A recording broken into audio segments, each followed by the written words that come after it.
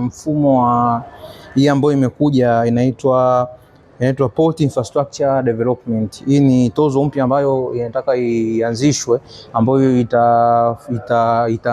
itakuja kuanza kutumika kuanzia mwezi wa 7.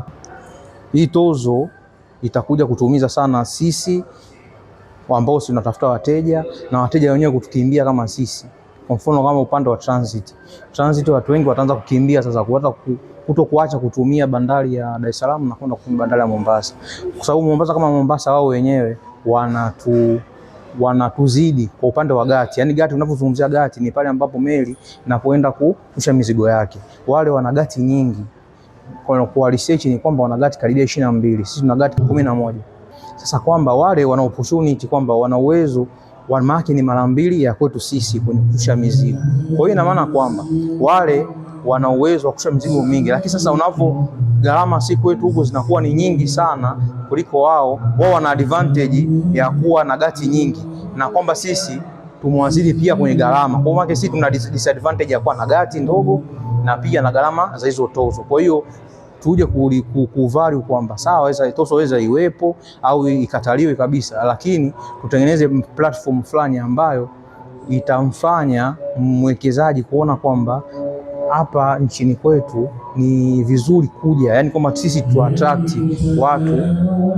watu kuja kwenye kuinvesti kwetu, kwamba tuweza tutoe hizo tozo sawa, na tuweze kuongeza gati zaidi. Kama gati zilizokuwepo zilikuwa ni 11, sasa hivi zitoke kwenye 11 twende mpaka kwenye 20, ili tuweze kutengeneza competitiveness, kwamba bandari yetu inatengeneza ushindani na bandari nyingine. Bandari ya Mombasa ni ndogo, lakini bandari ya Mombasa watu wengi wanaprefer sana kwenda Mombasa kuliko kwetu, kwa sababu ya uwezo wa gati wa kushusha mizigo, na pia uwezo wao pia gharama ziko chini. Kwa unakuta kwamba sisi ni mlango mkubwa wa East Africa, lakini tunakuwa ni watu ambao hatupati kazi nyingi zinaenda Mombasa. Kwa hiyo nataka kwanza tutengeneze gati ziwe nyingi sawa, kwa pesa sisi wenyewe, tutengeneze mazingira ya design hiyo, alafu tutengeneze uwezo wa mizigo kupakuliwa kwa wakati sawa, tuweke ACD ziwe nyingi, gharama za kupakua mizigo pale zipungue, gati zili kuongezeka, ili zile kazi ambazo zinakimbiwa na wafanyabiashara zinaenda Mombasa sasa hivi tuanze kuzipata sisi, ili tuweze kuona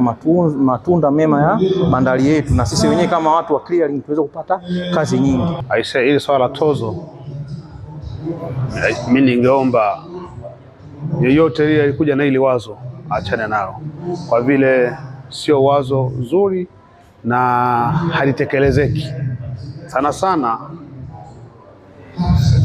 lisipofanyiwa kazi litatuletea shida sana, hususani kwa waagizaji wa mizigo kutoka sehemu mbalimbali ya nchi na pia nje ya nchi, kwa vile hili litawaathiri sio tu waagizaji, hata walaji wa mwisho, kwa vile ni tozo ambayo inaenda kuongeza, yani ni tozo imekaa kama ushuru. Sasa kama inakuja tozo ambayo inakuwa kubwa kuliko hata charges lengo ambayo ni wafeji. Leo wafeji ya 2 milioni 2 inadhalisha Port Development Levy ya milioni 8. Unaona kabisa ni kitu ambacho kiko applicable, ambacho kitapelekea gharama za maisha kupanda na kita impact sana maisha ya mlaji wa mwisho. Kwa waagizaji wanaotoka nje, hii tozo itaenda kusababisha watu kimbie. Haya maswala kila siku yanatokea, hata miaka kadhaa iliyopita hivi tozo ambazo zinajitokeza just from nowhere zilisababisha sana mambo mengi kudorora. Ilikuwa kuna scenario ya kitenge miaka kadhaa iliyopita, tuliwaambia kabisa mnaongeza ushuru hichi kitenge, na kitenge kilikuwa kinaleta foreign currency, watu kutoka Kongo, kutoka Zambia, kutoka Malawi, kutoka Uganda, wakakipandisha bei, mwisho wa siku soko watu wakakimbia, foreign currency ikapotea. Sasa hivi wamekuja kuishusha ile tozo, lakini watu hawapo tena, na warudisha vipi? Na wataamini vipi kwamba tukirudi tutakuta hata jitokeza yale, maana inaleta usumbufu sana. Kwa hiyo hivi vitu tusipojifunza ni tatizo kubwa sana. Mimi kama mdau wa bandari naona kwamba ongezeko hili la wafeji litakuwa ni mzigo mkubwa sana kwa wafanyabiashara ambao wengi wanaingiza mzigo.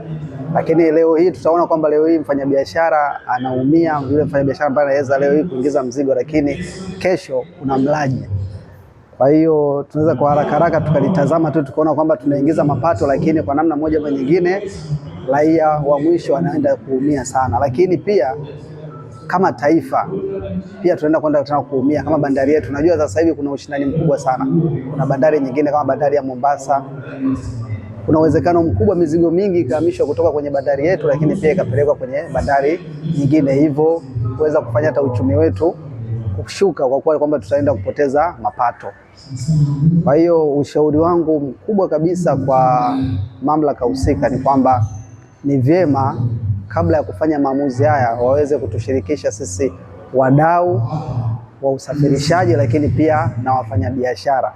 Naamini kwa kutushirikisha tutafikia mwafaka mzuri ambao kwa pande zote serikali itapata, lakini pia hata Mtanzania naye yule anayeingiza mizigo hataumia, hata yule mlaji wa mwisho pia hataumia. Kwa kweli mimi kwa upande wangu, kwa kweli mimi ndo kwa mara ya kwanza nimeisikia hivi majuzi, kwa sababu hata wateja na wenyewe hivyo, kwa sababu nao pia na wenyewe ndio wadau wenyewe ambao wanaingiza makontena. Tumeisikia hapo majuzi ingawa taarifa zinasema kwamba ilitoka nyuma kidogo, lakini taarifa haikusambaa kama sasa hivi ilivyokuwa imesambaa wakati wa kuanza kutoza hiyo tozo yenyewe. Tumefanya makubaliano ya kimkakati, tumeingia Memorandum of Understanding kati yetu sisi na chama cha mawakala wa forodha wa Sudan. Tumewaambia bandari ya Dar es Salaam ni bandari safi kwa ajili ya kuleta mizigo. Wamekubali, wamesema watatupa ushirikiano, wataanza kufanya kazi na sisi, na tatizo likitokea kule kwao tutakuwa tunawasiliana kuhakikisha tunafanya biashara inakuwa rafiki. Kwa sasa wao wanatumia bandari ya Mombasa, wanapita Mombasa wanaenda Uganda, then wanaingia Nimri ambao ndio boda kati ya Uganda na South Sudan. Lakini tuna uwanja mzuri sana kwa kutumia bandari ya Tanga, ukaenda hadi Uganda, then ukaenda kwao kupitia boda ya Nimri. Hiyo ni sehemu ya fursa kwa Watanzania. Kitendo cha kuja kutuletea biashara, wanatuletea pesa ya kigeni ambayo kama nchi tunaweza kutusaidia kiuchumi. Sisi hapa tupo kwa ajili ya kufungua milango ya Watanzania, na hiyo kazi tutaifanya kwa ufasaha na kuhakikisha Watanzania wanapata nguvu na wanakuwa na nguvu ya kiuchumi, na bandari inakuwa ni sehemu ya furaha na tija ya kipesa kwa Watanzania.